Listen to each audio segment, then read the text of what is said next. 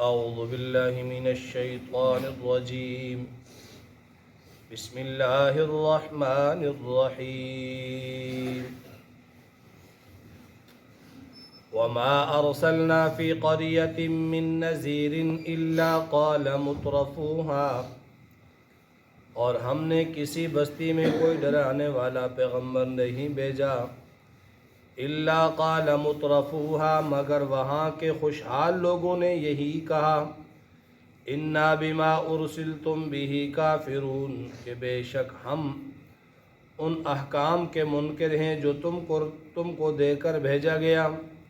وقالوا نحن اکثر اموالا واولادا، اور انہوں نے یہ بھی کہا کہ ہم مال اور اولاد میں تم سے زیادہ ہیں. وما نحن بمعذبین، اور ہم کو کبھی عذاب نہیں ہوگا. قل ان ربی یبسط الرزق لمن یشاء ویقدر، آپ کہہ دیجئے میرا پروردگار جس کو چاہتا ہے زیادہ روزی دیتا ہے اور جس کو چاہتا ہے کم دیتا ہے. ولکن اکثر الناس لا یعلمون، لیکن اکثر لوگ اس سے واقف نہیں. اللہ اکبر. کل کے درس میں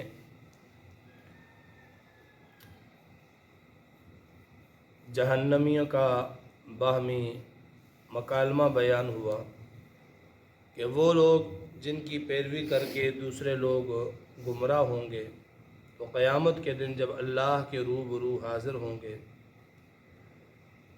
متبعین لوگ بات ڈالیں گے ان پر جن کی اتباع کرتے تھے، جن کی پیروی کرتے تھے، تو وہ اس سرے سے ان کا انکار کر دیں گے، تو دونوں طبقوں کو سیدھا جہنم میں پھینک دیا جائے گا. آج کی ان آیات میں اللہ تعالیٰ نے جناب نبی مکرم صلی اللہ علیہ وسلم کے لیے تسلی کا مضمون بیان فرمایا ہے.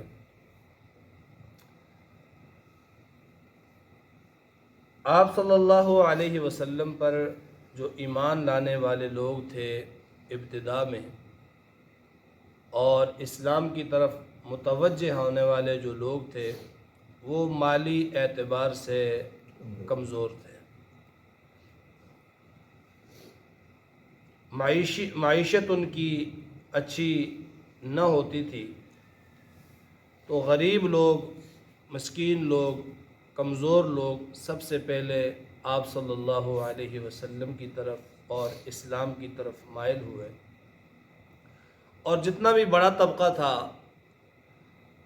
مکہ کے سردار تھے، مالدار تھے، جاگیردار تھے، وہ آپ صلی اللہ علیہ وسلم کی مخالفت میں پیش تھے. آپ صلی اللہ علیہ وسلم کے ساتھ عداوت میں سب سے آگے تھے، اور آپ صلی اللہ علیہ وسلم کا راستہ روکنے میں سب سے آگے یہ لوگ کھڑے تھے.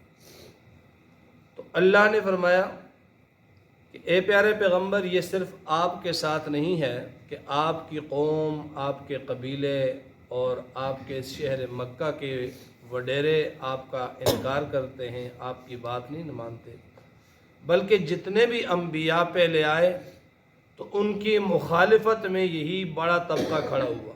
جو مالدار ہے، جو سردار ہے، یہی طبقہ ہر نبی کی دعوت کے مقابلے میں خم ٹھونک کر میدان میں آیا.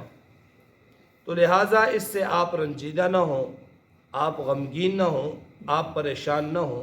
ابتدا سے ہی یہ سے چلتا آ رہا ہے.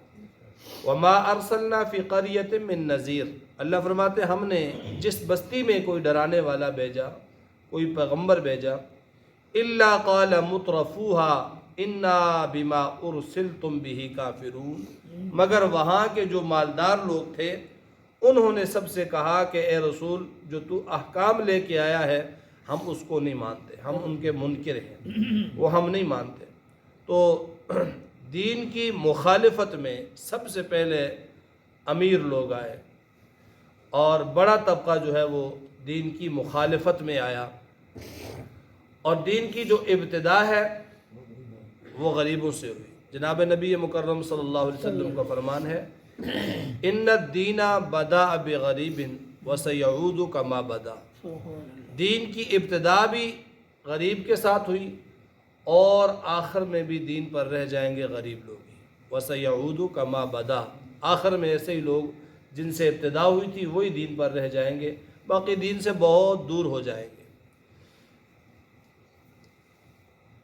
تو ان لوگوں کا جو نہ ماننے کا نقطہ تھا، جو امیر لوگ، جو بڑے لوگ نبیوں کے خلاف ہوتے تھے، وہ خلاف کیوں ہوتے تھے؟ وہ کہتے تھے وَقَالُوا نَحْنُ أَكْثَرُ أَمْوَالًا وَأَوْلَادًا، ہمارے پاس مال بھی زیادہ ہیں، ہماری اولادیں بھی زیادہ ہیں، وَمَا نَحْنُ بِمُعَذَّبِينَ، ہمیں عذاب کبھی بھی نہیں دیا جائے گا۔ گویا ان کے لیے دلیل یہ تھی کہ اگر ہم برے ہوتے، اگر ہم غلط ہوتے تو ہمیں مال نہ ملتا، ہمیں اولاد نہ ملتی۔ ہمارے پاس کثرت سے مال ہے اور تمہارے پاس کچھ بھی نہیں ہے، تو اس سے وہ یہ کہتے کہ ہم سے اللہ راضی ہے تو ہمیں مال دیا، ہمیں اولادیں دی، اور جب اللہ راضی ہے تو پھر آخرت میں اللہ ہمیں عذاب بھی نہیں دے گا، اس لیے تمہاری بات نہیں مانتے، ہم تمہاری جو پابندیاں ہیں ان کو نہیں مانتے۔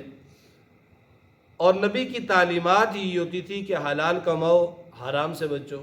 تو اکثر بڑی دولتیں حرام کی ہوتی ہیں، سود کی ہوتی ہیں، ناجائز ذرائع سے حاصل کی جاتی ہیں، اس لیے جب نبی انہیں روکتے تو وہ انکار کر لیتے تھے۔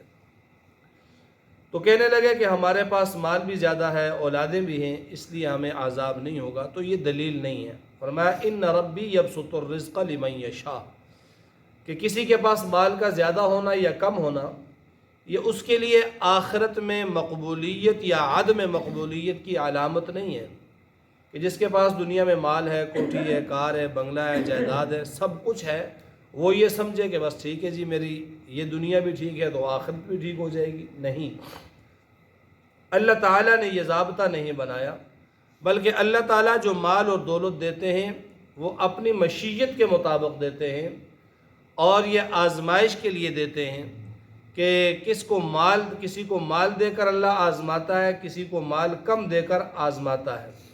تو اس لیے اس کو اپنی کامیابی کا معیار نہیں سمجھنا چاہیے۔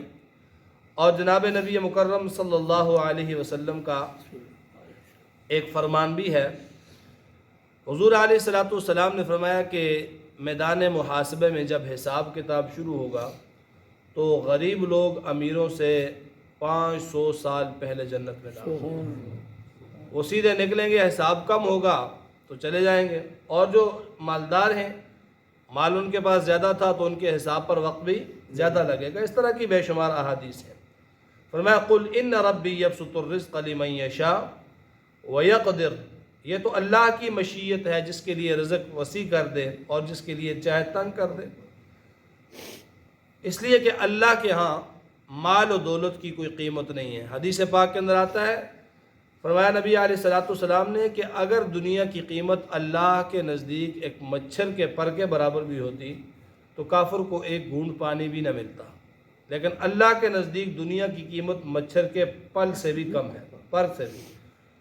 وما اموالکم واولادکم باللتی تقربکم عندنا زلفا، فرمایا تمہارے مال، تمہاری اولادیں ایسی چیز نہیں جو درجے میں تم کو ہمارا مقرب بنا دے، کہ کسی کی اولاد زیادہ ہے یا اولاد طاقتور ہے یا کسی کے پاس وہ مال زیادہ ہے، تو یہ چیزیں ایسی نہیں ہیں کہ تقربکم عندنا زلفا، کہ ہمارے ہاں تمہارا مرتبہ اس مال اور اولاد کی وجہ سے بڑھ جائے، الا مگر من آمن وعمل صالحا، جس نے ایمان لایا، اچھے اعمال کیے، تو یہ ایمان اور اعمال صالحہ اس کا رتبہ اور اس کا مرتبہ ہمارے نزدیک بڑھاتے ہیں۔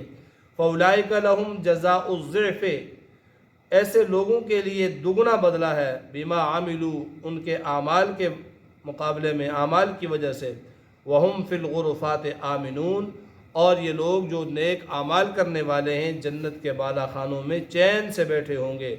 وَالَّذِينَ يَسْعَوْنَ فِي آيَاتِنَا مُعَاجِزِينَ، اور وہ لوگ جو ہماری آیتوں میں ہمیں عاجز کرنے کی کوشش کرتے ہیں، ہماری آیتوں کو باطل کرنے کی کوشش کرتے ہیں، اولئک فی العذاب محضرون، یہ لوگ عذاب میں حاضر کیے جائیں گے۔ اور اللہ نے ضابطہ بتا دیا، ان ربی یبسط الرزق لمن یشاء، اللہ جس کے لیے چاہتا ہے رزق کے دروازے کھول دیتا ہے، رزق فراخ ملتا ہے اپنے بندوں میں سے، ویقدر لہ، اور جس کے لیے چاہتا ہے وہ تنگ کر دیتا ہے۔